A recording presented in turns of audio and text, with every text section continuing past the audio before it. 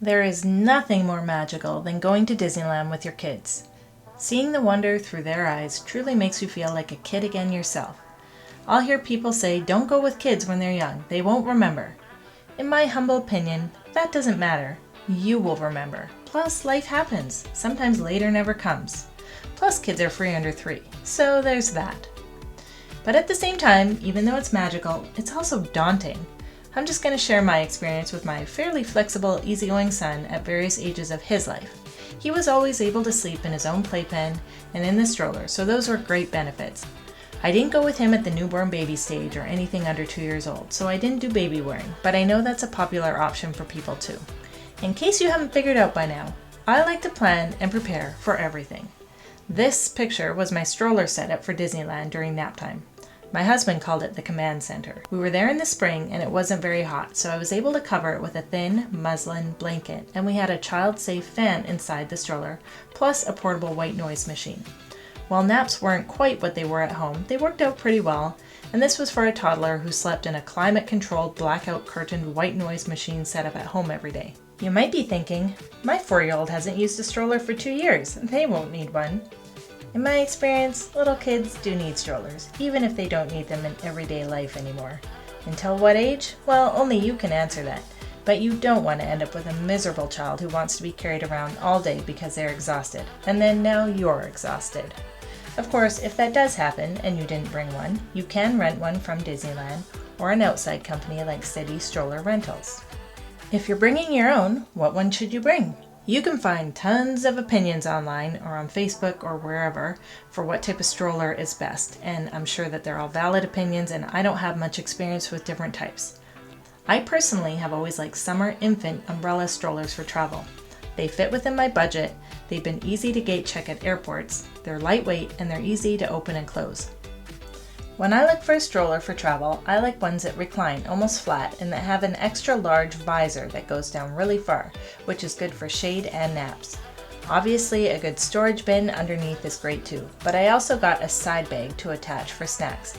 I think it was even insulated a bit. Also, keep in mind there are guidelines for stroller sizes.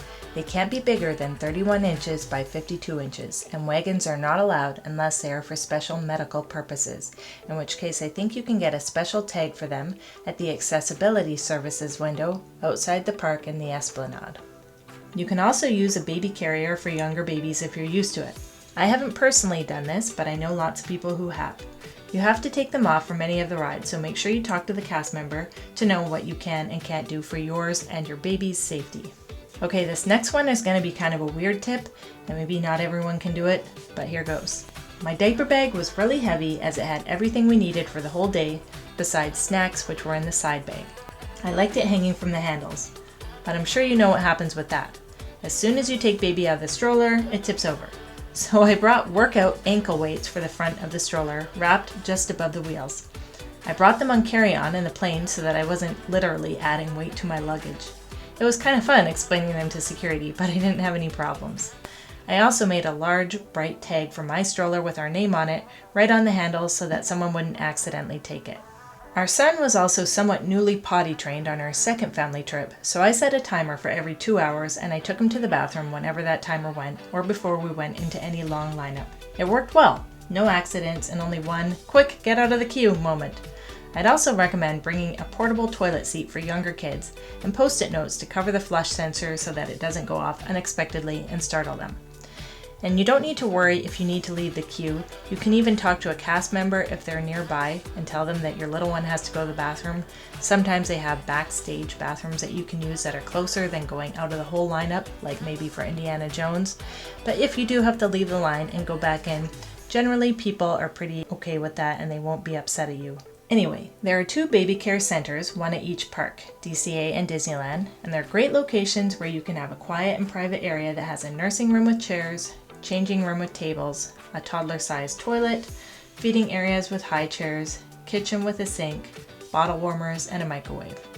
There's also a vending machine that has formula, baby food, juice, diapers, wipes, sunscreen, pacifiers, and over-the-counter medication for purchase with a credit card.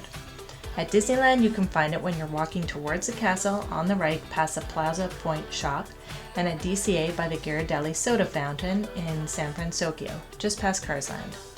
Make sure you have some snacks that you know that they'll like, whether you're in a long line or waiting for a show to start, or it's in between meals, or your kid just doesn't like the meal that you bought. Snacks can save the day. I've also made a video on food at Disneyland, complete with suggestions for kids, so check that out by clicking the link above. When we went when our son was younger, my dad was with us, and we would usually rope drop early in the morning, and then my dad would take our son back to our Airbnb at around 7 or 8 and put him to bed, while my husband and I enjoyed the park, just the two of us. We did naps on the go at the park. I fully realize that this isn't feasible for a lot of people, and many people just like to go back to their hotel rooms anyway in the afternoon in the heat of the day to rest or take a nap or a pool break. So if that's what you need to do, definitely do it. And if you decide to power through and spend the whole day at the parks, then definitely take some time to see some shows, get into some air conditioning, and relax a bit in the afternoons if you can. Rest is important, whatever form it takes. There are some great areas of both parks, Disneyland and DCA, that are more kid-focused so that they can just let loose and run around while you can hopefully get off your feet and relax for a few minutes, or chase them around, which isn't very relaxing, but I digress. At DCA, Redwood Creek Challenge is a kid haven. There are so many fun areas to explore, or climb, or run around in.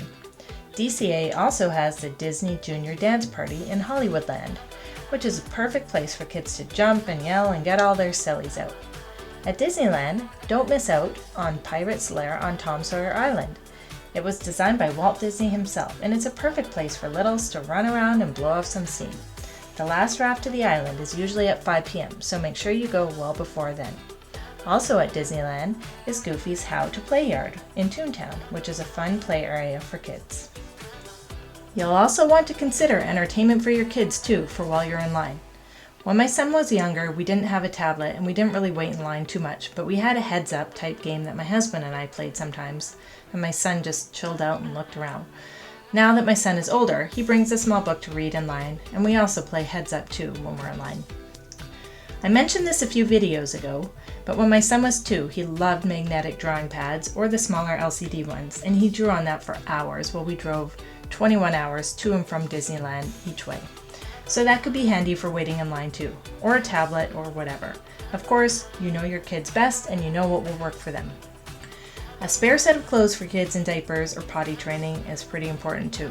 Maybe a small kit of emergency supplies in case of a diaper blowout would be handy too.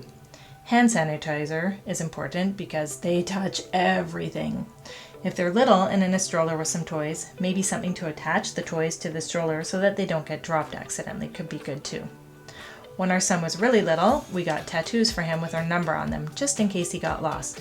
We also took pictures of him each morning to have a description of his outfit and what he looked like. You can also use air tags or something like that too. As for rides, I made a whole video on rides, so click the link above for all of that information. I'd highly recommend it. It covers topics like making sure your child meets minimum height requirements, tips for kids who might be nervous about rides, what rides are jerky, etc. The most kid-friendly rides all in one place in Disneyland are in Fantasyland, but even those can have sort of scary moments. For example, Stromboli laughing in Pinocchio's Daring Journey. We made it a fun game to copy his big belly laugh with our son when he was 2, and he loved it. That's not the only area with kid rides, of course. Almost every land has attractions that aren't too scary for kids. That's just the land that has the most in one place. If you think your kids might be nervous on rides, I'd start out light and happy like King Arthur's Carousel or Dumbo or something like that, and then gradually increase the level. For example, darker rides or rides that might have some more exciting movements. Rider Switch is also an option for going on rides that your child isn't big enough for or might be too scared to do. It allows one adult to go in the standby line and go on the attraction with any other members of the party who want to go, while another adult stays behind with the child who doesn't want to ride.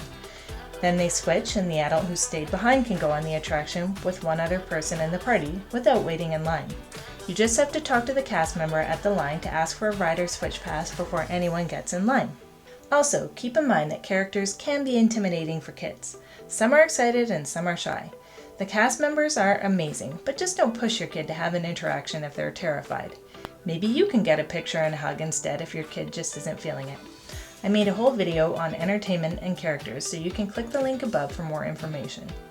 I also made a video on what to pack and do before your trip, and I'd recommend you watch it for some other kid-specific packing tips. Just click the link above. I'm going to mention Bibbidi Bobbidi Boutique here because it's my only kid-specific video. However, it's not just for young kids. It's for kids ages 3 to 12. Your kids can get a makeover into a princess or a knight, and there are different packages available. This requires reservations, which you can make 60 days in advance, and like dining, they can go quickly. But also, like dining, you can use the Mouse Watcher website, which is not a Disney website, and you can sign up for alerts if you're struggling to find availability for a time that works for you. The package option prices range from $100 to $230, although you can spend more depending on what accessories you want. If you want to get a package that includes a keepsake portrait session, they may not be available after 4 p.m. An adult needs to accompany the child during the makeover, and it takes about 60 to 90 minutes. You can find all of the details on the Disney website. I'll put a link in the description. Overall, when going with kids, just keep your expectations for the trip reasonable, especially if they're young and have never done anything like this before. It can be quite overwhelming for little ones. You might have to just follow their lead and go with the flow for the first bit of your trip, or maybe even the whole time. Just play it by ear and don't try to force things that will probably end up making everyone miserable. Anyway, those are my best tips based on my experiences for traveling to Disneyland with young kids. If I missed anything, feel free to ask me in the comments below. So, if you've made it with me this far, after 17 videos, thank you for watching all of them. I hope these tips help you have the Disneyland vacation of your dreams. I know it seems like a lot, but the internet is full of comments from people who went to Disneyland without doing their research and they didn't have the best trips ever, and their kids were unhappy and they felt like they didn't get very good value. Disneyland is expensive, and it's an investment in memories with those you love.